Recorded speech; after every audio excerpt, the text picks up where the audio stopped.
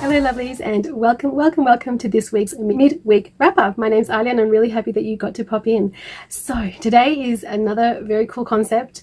We're going to be talking about how to zhuzh up a monotone look. So I'm wearing purely black and white, but I do have this really loud pattern through my tunic here, and so it presents a sort of challenge. You know, normally if I would wear black and white, I might go for, say, geometric black and white scarf or maybe a polka dot scarf, something to really accentuate that black and white kind of idea. But when you have this loud pattern, how do you make it work?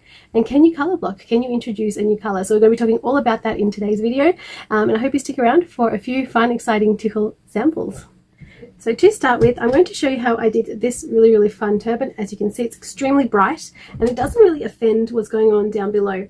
And I think that there's a couple of reasons as to why this combination works. First one is the fact that it does have black and white throughout. And the other thing is that the actual drawings or the print on the scarf are of natural things. So the way the little patterns and whatnot flow are the same as what it is in nature. So you don't have these really sharp, jagged kind of things. You've got water drops, which have a bluish kind of background to them, in either black and white or white and black, depending on what part of the scarf you're on.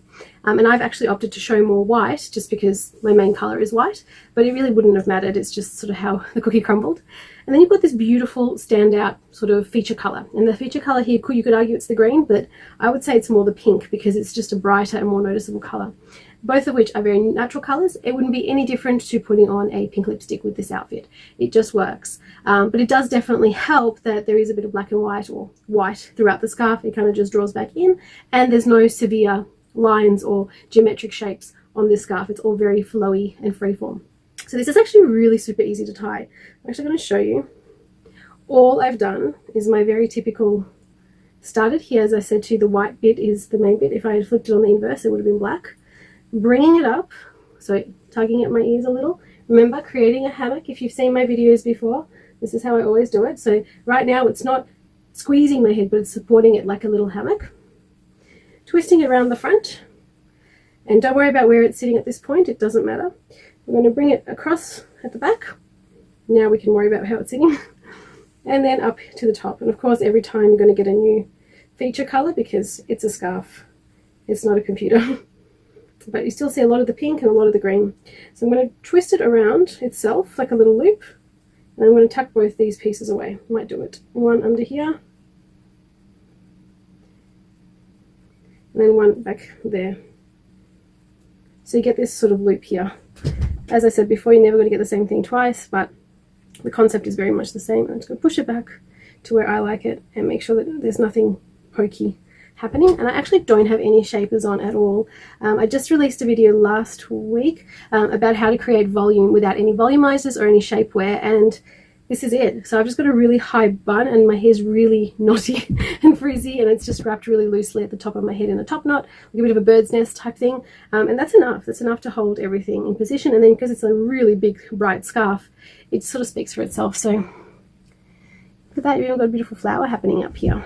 And you've got that green on the side, and you get this really nice flowy shape to the whole turban. And of course you've got those white raindrops kind of flowing nicely with the black and white nonsensical kind of pattern, kind of a zebra, but not really, throughout this dress. So like that. Not very flattering at that angle. So we're going to move on to another concept in this whole look. So this scarf is a very recent acquirement. This was gifted to me just last week, I think, or the week before. And it's just a beautiful linen. And the reason I've chosen it is because, again, we're working with very similar tones. This dress, will stand up this time, this dress does have sort of almost greyish browns through it, even though it is just black and white. To look at it, it does actually feature some variations. This obviously has greens and sort of greys and purple kind of tones through it too, but that's not why I chose it. Again, we're looking at these free-form shapes, so there's nothing jagged or sort of not natural looking about it, so that works. But also this is linen and this is linen, so it just works through the softness of the pattern and how it's going to sit around my face. So I folded this into a triangle because it's actually a really large square, but I haven't folded it exactly in half. So there's a smaller triangle and then a larger one underneath. So again, no shapewear, no non-slip fabrics or anything like that, just au naturel. Because it's hot right now in Melbourne. It is 26 degrees Celsius. I think it surpassed that today actually. It was like 33, the car was saying, so it's warm. Got to this messy stage. I'm going to carry up this triangle at the back Just make sure that my tail's really tight. So it probably would have been an idea to knot it, but you get a whole other outcome. So if you're not confident at this point, you can put a knot in the back. So I'm going to bring this one here over my ear. Yeah, this is a tricky one, guys.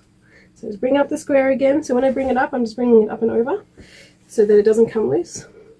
And then when I might have to just fold it as I go so that it makes better sense in the end. Okay.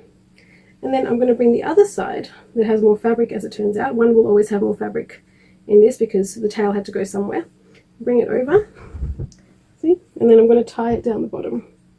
It's a very large square and I didn't fold it properly. That's why you can get a lot of length out of it. If you fold it symmetrically, you might end up with a little bit less to play with. Okay, how cool is that? Now you can actually leave it all funky like that. I actually really love that, but it's going to get messy as the wind blows and whatnot. So I'm just going to tuck it through the back, so up and over, like that. And a little bit more here into this bit. Wow. So again, really simple. You get heaps of volume and you can see how it just works because you've got these neutral, natural shapes and tones and textures with the same thing down below, and it is still introducing this beautiful olive green bit and this grayish sort of tone throughout. So still really, really works, but it is just a little bit of a different thing. And this is linen, so it's so breathable and so perfect for a hot day. Also really good if you're out gardening or just on a nature walk or something, because you want to feel that breeze through your hair, so to speak, on your head, and this will breathe. So I just finished telling you how natural pictures and nothing that's too jagged will actually suit, and this is just flowers. So you would think with a nice bright color and just some flowers it would work, but as you can see, this is just a little bit busier than the other scarves. And so I'll show you what it would look like in a finished product. Just a quick wrap.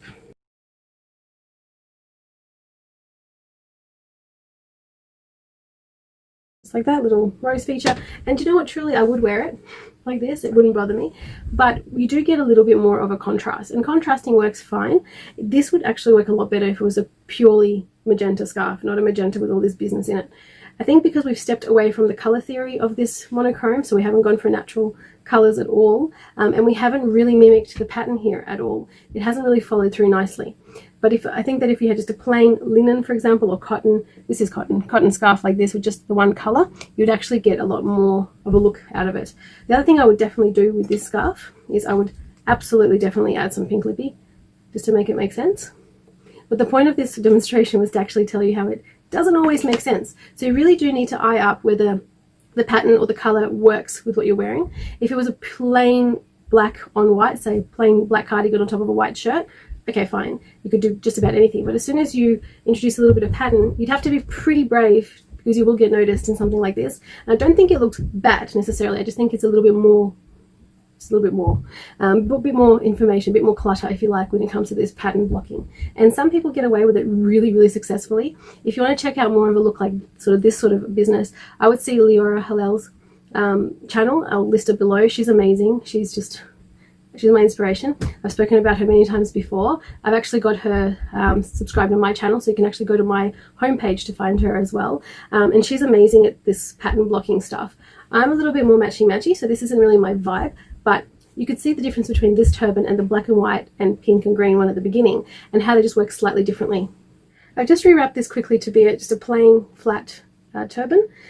Any flat plain turban would work, and I've just got this beautiful kind of, I don't even know what to call this material, pleated material, but the cream works really well with the creams in my shirt. So I'm just going to show you how. I'm just going to create like a bandana sort of thing or a head tie around this, just tucking it away or tying it off even, doesn't really matter. Just adding that headband feature. See how this tones down the whole look? So that makes it work definitely a bit better than what it is on its own. So if you wanted to go for something bold but just didn't know what to do with the pattern blocking, this is one way to do it, except it doesn't want to stay. But this is definitely one way to do it, for sure. And I would work a little bit harder on making this nice and neat and pretty, but the concept of the colors definitely works better, having broken it up a little bit and making it a little less busy. This last one is a bit of a what not to do. So I've got this beautiful scarf, but it's just folded in half. I'm just going to fold it again. It's not a perfect square, so I'm not going to get a perfect triangle. So what I do is I sacrifice my edges because they're a bit more squared off, and instead I get this perfect tail. So let's pop it on. So I've just hidden that nonsensical bit underneath, and I've got the nice triangle on top. And what I'm going to try and do, unlike that first square scarf, is I'm actually going to crisscross the two edges underneath, leaving the triangle tail out at the back here. Make sure you do have it out because you'll lose it if you don't check on it. Okay. Once again, because it wasn't folded properly or symmetrically, I will have one a little bit thicker than the other, a little bit longer than the other. That's fine. I'll just tie it off center, which I love anyway. Come on. So yeah, this is a bit of a what not to do anyway, but just to give you guys an example. And then I'm going to just use this tail to, or the veil I should say, to tuck underneath so that I get a bit of a volume at the back. And I'll show you what that means. Oops. So that's like this. Get that nice sort of tail at the back rather than just a jagged finish. You can sort of fold. Really just an alternative. And you can, of course, if you really wanted to, create a sash in the middle. I'm just going to do this as an example. You can, of course, sash through it and create another dimension to this scarf. But this is kind of a what not to do. And by that I mean, look at these really geometric lines and dots. And even though I did a really smooth, flowy hair tie, like I didn't do any big statement parts of my wrap, it's actually a really sort of flowy style. These polka dots just completely don't add anything to this. Like I'd rather have a leopard hair tie or a zebra hair tie that's more geometric, but it actually has a distinctive pattern. Whereas this distinctive pattern, I feel like it's a completely different vibe. Like it's a very different look. So I lose that natural kind of flow to this distorted zebra. And instead I get this really jaggedy, yeah, polka dots. Whereas this scarf that I actually accidentally picked up just as an example to show you guys how you can break it all up, just stylistically, not talking about patterns. I just mean if you're going to tie any scarf like this, it would be cute to have a little sash. This is of a giant rose. So this actually goes back to the original concept of how flowers or big flowy patterns look super cute with other big flowy patterns. So there you go. Same exact hair tie as what's underneath. Just being lazy and not untying it. This is a square scarf though, so it was a lot easier to find the center and whatnot. Just tie this way. And I was very silly today and I did not set up my mirror, so I'm doing this all through the viewfinder, guys, so I apologize. And by feel. And then of course tucking away our tail back there. And see, that works so much better than this. And it's all because of this kind of theory that you've got these big flowy shapes and they just work a lot better with other big flowy shapes. Doesn't matter what kind of style turban you choose to tie.